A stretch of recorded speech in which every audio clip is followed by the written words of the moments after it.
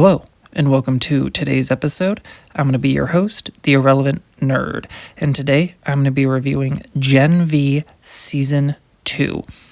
I really wanted to do a review for this season because I love the universe of The Boys, and it's the first thing to come out in that universe since I started my channel, and I had a lot of fun with this season despite some flaws, so I wanted to get up a review.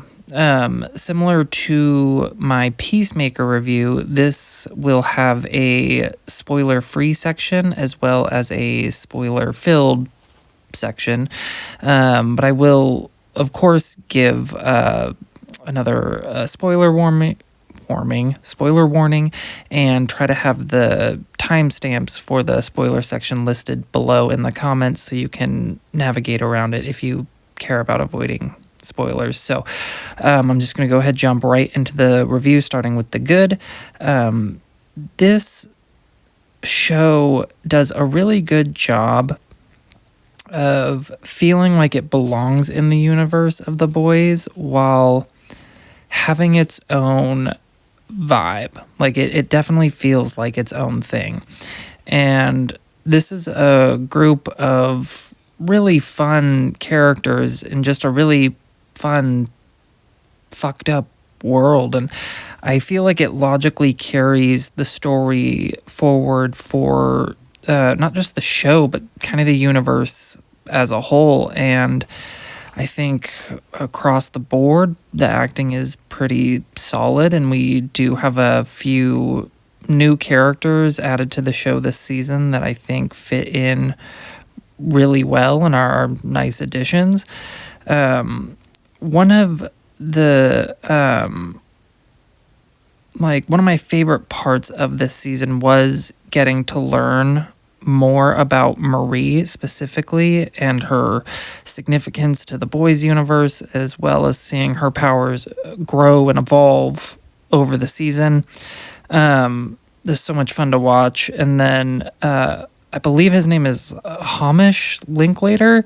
He really plays a fun new antagonist character and really steals most of the scenes that he's in. And so, like I said, there was a lot to enjoy here, but unfortunately, the season does have a few issues, so I'm going to kind of shift into the bad. The pacing of this season is just awful. It feels like it moves fairly slow for the first 6 episodes. There's a lot of back and forth with the way the characters move and decide things, and that really carries for the first 3/4 of the season, and then way too fast for the final 2 episodes. The events that take place in episodes 7 and 8 feels like it could have filled out an entire season. It feels so rushed. And I would say my other big gripe with this season is that most of the twists and turns are very predictable, and there is a pretty big reveal in the final few episodes, and it just seemed super obvious, which I guess will bring us to the spoiler section,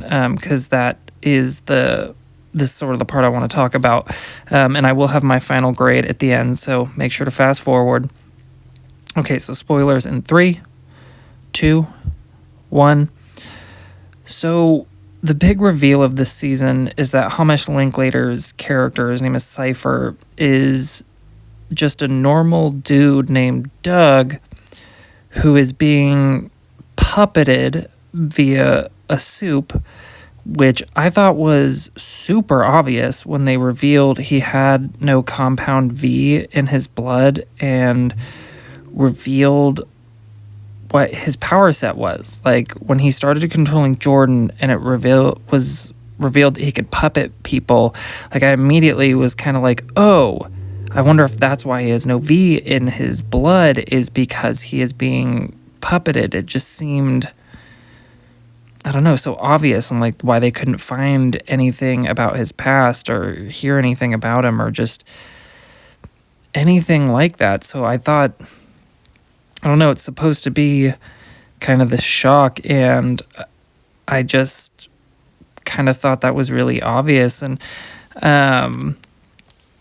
like tied into that same reveal, it's shown that the person controlling Cypher is Thomas Godolkin, and he is like that burnt husk in like quote unquote Cypher's basement, that he says is his dad, but it reveals that he's been the puppet master the whole time, which again I thought was so obvious. Like, I literally had not considered anything else. That was my immediate theory, because at the very beginning of the season, they had shown Godolkin being burnt, what you think is alive.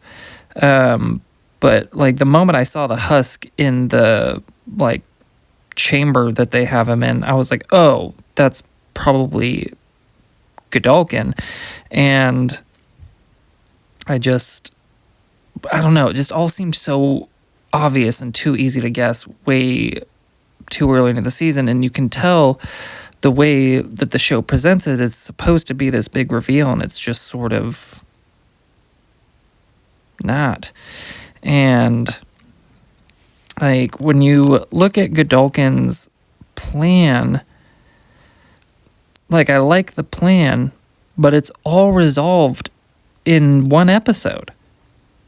Like, he reveals what it is, starts like the beta phases of his plans, and it's done. And like, this is where the season feels so incredibly rushed. And like, I would have loved to have seen this more fleshed out, at least half a season, but I think it could have been a full season, sort of seeing him like building up his powers and interacting with Homelander, and just fleshing that out more, because he had criticisms of Homelander, and could he be powerful enough to control him, or control enough Supes to fight against him, or anything like that. But he dies, and so he never really seemed like that big of a threat. Like, he is in a few scenes, but he just doesn't seem like that big of a threat in the universe. So really just would have loved to have seen more, but when you kind of fall flat at the end, it's, I don't know, it just leaves a bad taste in your mouth. Like, not that it was bad, I guess, just extremely underwhelming. Okay, so spoilers over. Overall, you know, I did have a good time with the season, and it felt like two seasons smushed together, which unfortunately the actor who had played Andre in the first season passed away, and I'm guessing that they had to write around that a bit, and maybe that's why it just feels kind of paced out weird.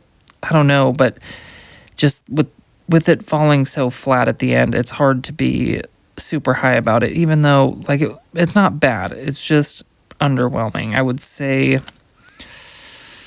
I don't know, it's a 8.5 out of 10. Like, it's a solid watch. Would definitely recommend if you enjoyed the Boys universe at all. Like, I know a lot of people watched season 1 and then kind of fell off, because just, you know, that happens with so many of these streaming shows coming out all the time. But I would recommend you watch it. If you haven't seen any of the Boys universe, I would say check it out in general.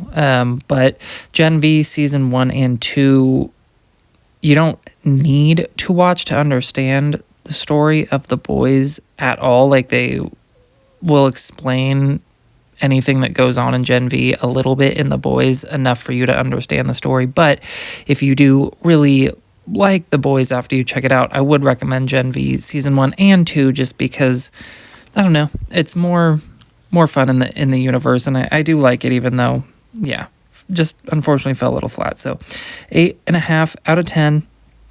I'll probably end up doing a Boys universe ranking of the seasons, now that the season just finished, and I kind of thought about it just because that would be fun. I'm going to have a review out for the Master and Apprentice Star Wars novel by Claudia Gray, which I have been very surprised by this novel, like way more so than I thought, but I'm very close to finishing it, so I'll have a review for that soon. I'm slowly working on the Harry Potter rankings, so a lot that I'm looking forward to going ahead, so of course let me know what you thought down below if you've seen it, and hopefully I'll catch you guys in the next one.